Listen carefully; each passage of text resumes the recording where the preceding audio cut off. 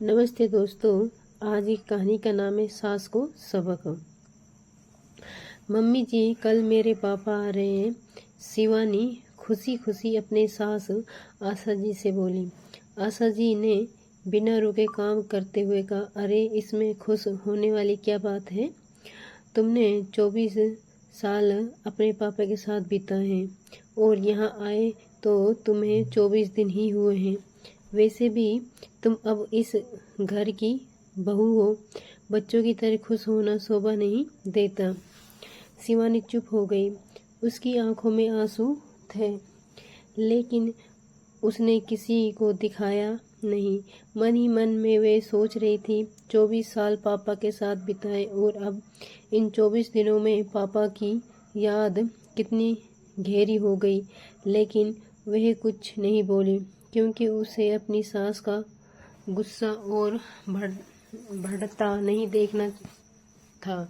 अगले दिन जब शिवानी के पापा राकेश जी आए तो शिवानी उसके पास दौड़ती हुई गई और उसके गले लग गई।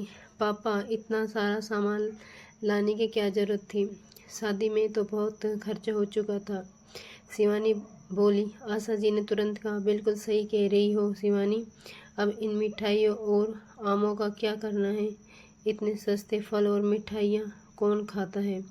राकेश जी हंसते हुए बोले, समधन जी, शिवानी तो ना समझ है, लेकिन हम रिवाज निभाने होते हैं। बेटी के घर कभी खाली हाथ नहीं जाते। आशा जी ने चुपचाप सिर हिलाया और हंसते हुए कहा, हाँ हाँ, ठीक कहा आपने।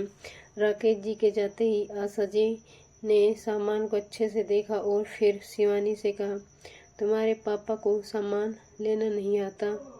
ये क्या घटिया फल और मिठाइयाँ लाए हैं। देखो, हमारे यहाँ तो ऐसे आम कोई नहीं खाता। बेकार पैसे खर्च किए और सामान भी खराब हो जाएगा।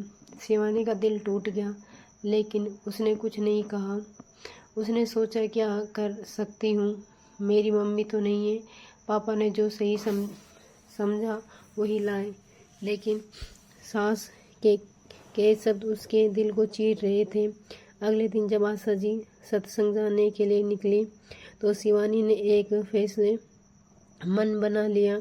वे अपने पति हितेश और ससुर रमेश जी को फैक्ट्री भेजकर अकेले घर में बैठी रही। धीरे धीरे उसने कुछ सोचा और फिर बैग बुक कर दी कैब बुक कर दी। जैसी आशा जी सत्संग से वापस आई तो घर में ताला लगा। वह दूसरी चाबी से ताला खोल के घर के अंदर चली गई और शिवानी का इंतजार करने लगी। आशा जी अंदर ही अंदर गुस्से में लाल हो रही थी। तब तक शिवानी भी मुस्कुराते हुए आई और बोली, मम्मी जी, मुझे एक ज़रूरी काम याद आ गया था, इसलिए मैं बाहर गई थी। आशा जी ने चिढ़ते हुए कहा, बहू, बता कर जाना था, कहाँ जा रही हो? यूं बिन बताए आ तो चली गई, आगे से ध्यान रखना। शिवानी हंसते हुए बोली, नहीं मम्मी जी, जरूरी काम था, सो मैंने बाहर जाना पड़ा।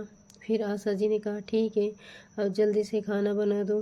फिर वे आम काटने के लिए फ्रिज खोलने लगी, लेकिन देखा सारा आम गायब थे।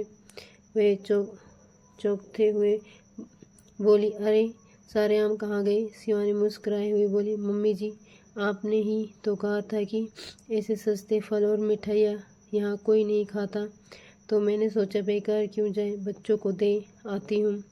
मैंने उन्हें अनाथ आश्रम में दे दिए। पता है मम्मी जी, वे बच्चे इतने खुश थे कि बता नहीं सकती। जो आपके लिए बेकार था वही उनकी ज़िंदगी में खुशी ले आया। आशा जी चौंक गई। फिर शिवानी बोली, और फिर मेरे पापा से कह दिया कि अब वे यहाँ फल मिठाई लाने की जरूरत नहीं, समझे, क्योंकि उन्हें इस घर के हिसाब का सामान लाने की समझ नहीं है। अब हर बार पैसे खर्च करने की क्या ज़रूरत है? आशा जी की आंखों में गुस्सा और शर्म दोनों थे। कुछ चिढ़ते हुए बोली, क्या तुमने सारे फल और मिठाइयाँ अनाथ आश्रम में दे दी? तुमने ये क्या किया? तुमने मेरे सामने ही सारी इज्जत तोड़ दी। क्या कर सकती थी मम्मी जी? आपने तो कहा था इनामों और मिठाइयों का कोई काम नहीं है। मैंने तो उन्हें बच्चों की खुशी के लिए दे दिया। क्या आपके लिए ये सब बेकार था तो क्यों न किसी के काम आए। और शिवानी ने जवाब दिया। आशा जी अब गुस्से में आ गई। वह चिल्लाते हुए बोली, तुमने मुझसे बिना पूछे ऐसे कैसे किया?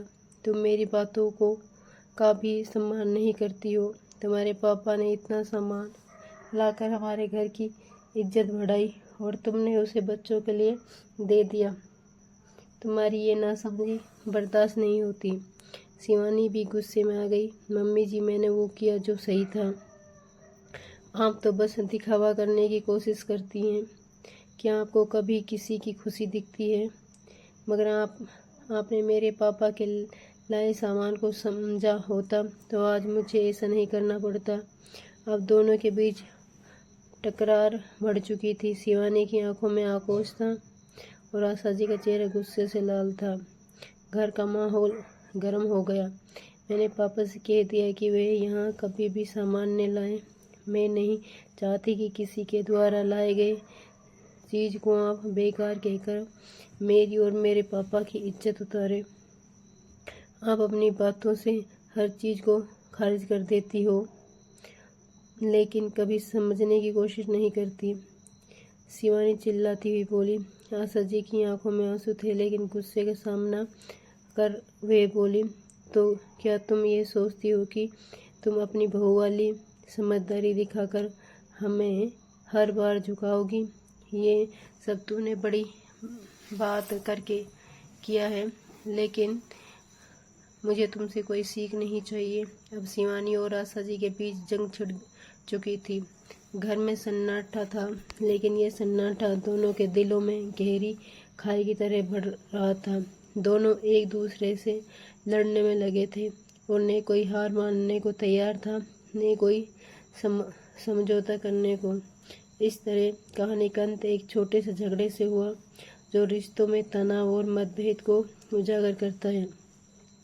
शिवानी और आशा जी के बीच समझ की कमी और अपमान का दौर इस बात की ओर इशारा करता है कि कभी कभी सबसे बड़ी बात यह होती है कि हमें एक दूसरे को समझने और सम्मान देने की कोशिश करें।